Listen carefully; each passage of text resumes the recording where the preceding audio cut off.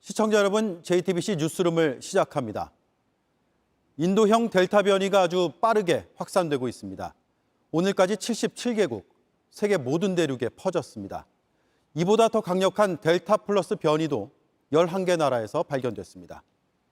동남아의 싱가포르와 방글라데시, 유럽의 영국과 러시아는 확진자의 90%가 델타 변이에 감염됐습니다. 우리도 예외가 아닙니다. 190명이 델타 변이에 감염됐습니다. 변이 바이러스가 유행을 주도하는 건 이제 시간 문제로 보입니다. 결국 답은 백신밖에 없습니다. 정부는 원래 11월에 집단 면역을 달성할 계획이었습니다. 하지만 이런 위기감 때문에 최대 한 달 반을 당겨 이르면 9월 안에 끝내기로 한 것으로 저희 취재 결과 확인됐습니다. 윤영탁 기자입니다. 우리 방역당국이 세운 집단면역 달성 시기는 오는 11월이었습니다. 9월까지는 전 국민의 70%인 3,600만 명이 1차 접종을 마칩니다. 그리고 2달 뒤 2차 접종까지 끝내는 겁니다. 그런데 JTBC 취재 결과 정부가 최근 집단면역 시기를 앞당기기로 한 것으로 확인됐습니다. 정부 관계자는 한 달에서 최대 한 달 반쯤 빨리 목표를 달성할 수 있을 것으로 본다며 그렇게 되면 11월엔 목표였던 70%보다 훨씬 더 높은 접종률을 보일 것이라고 말했습니다. 외부 전문가 자문단 관계자도 1차 접종률 70%는 8월에 달성할 수 있을 것이라고 설명했습니다. 이대로라면 9월 말, 그러니까 추석 전에도 집단면역 달성이 가능하다는 계산이 나옵니다. 정부가 이렇게 백신 접종의 속도를 올리는 건 변이 바이러스 때문입니다. 영국형 알파 변이뿐 아니라 인도형 델타 변이가 빠르게 퍼지고 있습니다. 변이에 변이가 더해진 델타 플러스 변이까지 나왔습니다. 백신을 2차 접종까지 마치는 게 현재로선 변이 바이러스를 막는 가장 현실적인 방법입니다. 하반기에 저희가 주로 접종하게 될 mRNA 백신 그리고 아스트라제네카 백신의 2차 접종 이런 부분들을 통해서 대응할 수 있을 걸로 보고 있고요. 정부는 다음 달 1일부터 예정대로 거리두기 개편안을 적용한다고 밝혔습니다. 수도권은 2주 동안 8명이 아니라 6명까지만 모일 수 있는 중간 이행 기간을 두기로 했습니다. 아직 코로나19 확산세가 완전히 잡히지 않았다고 보기 때문입니다. 당초 수도권을 빼곤 곧바로 8명까지 모임을 가능하게 하기로 했습니다.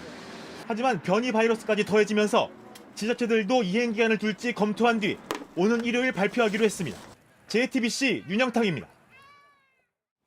네, 집단 면역이 앞당겨지는 건 아주 반가운 소식입니다. 다만 장애물이 없는지 걱정되는 점들도 있습니다. 가장 궁금한 건 백신이 충분하느냐 이건데 취재 기자에게 물어보겠습니다.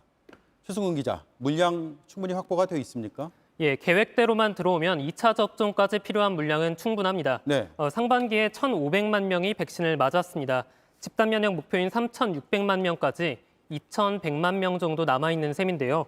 3분기에 모두 8천만 회분, 그러니까 4천만 명이 2차 접종까지 필요한 백신을 들여오겠다고 했습니다. 예, 이게 7월 말부터 본격적인 접종이 시작되는데 한두 달 안에 다 끝날 수 있는가 어떤가요? 예, 가능할 것으로 보입니다. 정부는 하루 최대 150만 명을 접종할 계획입니다. 예. 백신 접종이 가능한 의료기관은 14,500곳 정도 되는데 하루에 100명 정도씩 맞추면 됩니다. 휴일을 포함해 빠르면 3주 안에도 1차 접종을 마칠 수 있습니다. 지금 계획은 7월 말부터 50대, 그다음에 8월부터 40대 이하인데요. 일정이 조금씩 당겨질 수도 있습니다. 그런데 1차만 있는 게 아니라 2차까지 맞아야 되는데 그 사이에 기다리는 시간이 꽤 있지 않나요? 예, 그렇습니다. 아스트라제네카 백신은 11주에서 12주를 1차 접종 후에 기다려야 합니다. 반면에 화이자와 모더나는 3주에서 4주면 됩니다. 예. 그래서 3분기에는 화이자와 모더나 위주로 접종 계획을 짜고 있습니다. 아, 그렇군요. 예, 8월 말까지 1차 접종을 끝낼 경우에 이르면 9월에는 집단 면역을 달성할 수 있습니다. 다만 방역당국은 전 국민의 70%라는 집단 면역 기준을 올리는 것은 아직 검토하고 있지 않다고 설명했습니다. 일단 현재까지는 70%다. 예, 맞습니다. 알겠습니다. 최승훈 기자였습니다. 네, 인도에선 델타 플러스 변이로 첫 사망자가 나왔습니다. 백신을 맞지 않은 여성이었습니다. 유럽에선 축구 관중들이 델타 변이 바이러스에 감염됐습니다. 마스크를 내려놨던 이스라엘은 다시 집어들었습니다. 김혜미 기자입니다. 인도 현지 언론은 인도 중북부에서 델타 플러스 변이에 감염된 여성 한 명이 사망했다고 전했습니다. 델타 플러스 변이는 인도형 델타 변이보다 더 강력한 변이입니다. Data suggests that the Delta Plus may be more infectious. It could even spread faster than the Delta variant.